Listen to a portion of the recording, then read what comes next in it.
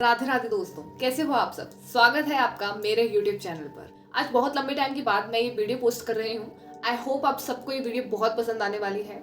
जैसा कि हम सब जानते ही हैं, महाशिवरात्रि आने वाली है, लेकिन हम में से शायद बहुत ही कम लोग ये जानते होंगे कि महाशिवरात्रि का महत्व क्या है और उसे क्यों मनाया जाता है। साथ ही मैं आपको ये भी बताऊंगी कि इस रात को यानी कि शिवरात्रि को पूरी रात जगने की मान्यता क्यों है। नॉर्मल डेज में जो भी रात होती है उसे हम नॉर्मल रात कहते हैं क्योंकि हम उसमें सो जाते हैं, लेकिन महाशिवरात्रि को महाशिवरात्रि ही क्यों कहा जाता है, आपने ये कभी सोचा है?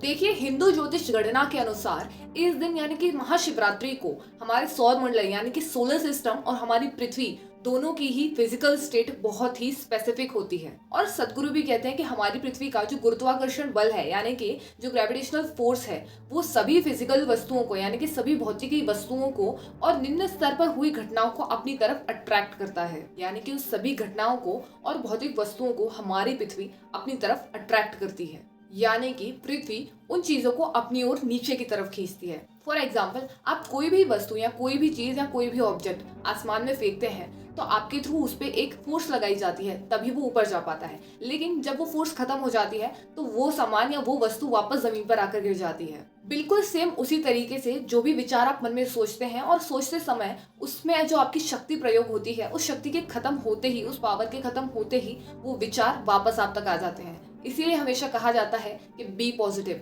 अच्छे विचार सोचिए, नहीं तो अगर आप नेगेटिव सोचेंगे तो वो नेगेटिव चीजें आपकी लाइफ में इम्पैक्ट करना शुरू कर देंगी। इसीलिए हमेशा कहा जाता है कि नेगेटिव लोगों के साथ नेगेटिव चीजें ही होती हैं, क्योंकि अगर आप नेगेटिव सोचते हैं तो वो विचार आपकी पावर खत्म होने के बाद आपके पास वापस लौट आते हैं और आपके साथ नेगेटिव चीजें ही घटित होती हैं। इसीलिए जो नेगेटिव थॉट्स होते हैं वो नेगेटिव चीजों को ही अट्रैक्ट करते हैं। और इसीलिए एक स्लोगन बहुत माना जाता है कि बी पॉजिटिव। ये कोई ब्लड ग्रुप नहीं है कि बी पॉजिटिव यानी कि हमेशा सकारात्मक सोचो।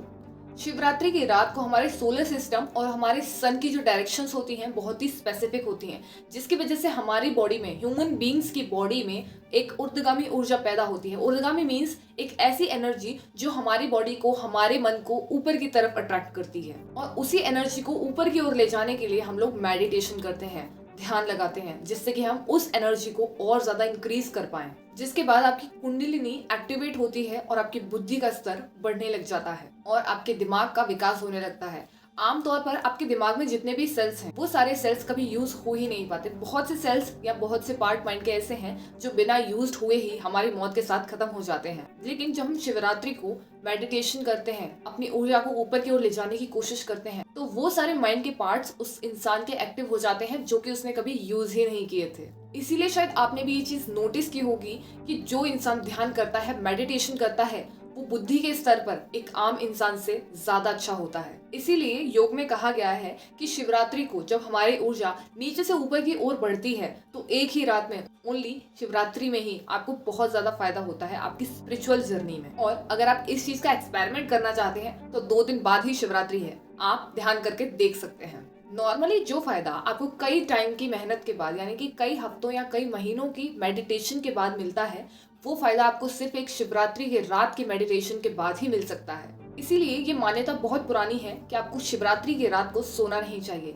ये कोई धार्मिक क्रिया नहीं है, बल्कि ये वैज्ञानिक क्रिया है, ये साइंटिफिक रीजन है। सदगुरु कहते हैं जब पूर्णिमा की रात होती है, जिस दिन चांद पूरा निकलता है, उस दिन पानी या फिर समुद्र का एरिया जो कि चांद उसको अट्रैक्ट करता है, तो पानी ऊपर की ओर उफान मारता है और पृथ्वी के कई हिस्सों से चांद पूरा दिखता है। तो उस एरिया के हिस्सों में मोस्टली बहुत बार ऐसा देखा गया है कि पानी चांद से अट्रैक्ट होता है और वहां पर बहुत बड़े बड़े ज्वार भाटा टाइड्स आती हैं। लेकिन आपने कभी ये सोचने की कोशिश नहीं की कि पानी की उतनी ही मात्रा हमारे शरीर में भी है। तो वो पूर्णिमा का चांद और वो पूर्णिमा की रात हमारे लिए भी उतनी ही इफेक्टिव है। तो पूर्णिमा की इस रात को हमारे दिमागी तल पर भी बहुत सारे चेंजेस होते हैं। जो भी आप में खास बातें हैं या फिर आप में जो भी क्वालिटीज हैं, जो भी अच्छाइयां हैं, वो पूर्णिमा की रात को डबल हो जाती हैं। और सदगुरु कहते हैं कि अगर आप पागल हैं तो पूर्णिमा की रात को और ज्यादा पागल हो जाएंगे, अगर आप अच्छे हैं तो और ज्यादा अच्छे हो जाएंगे, और अगर आप धार्मिक हैं तो और ज्यादा धार्मिक हो जाएंगे। यानी कि जो भी हमारे अंदर स्पेशलिटीज या गुण है वो दुगने हो जाएंगे, डबल हो जाएंगे। देखिए, ये कोई कोइंसिडेंस नहीं हो सकता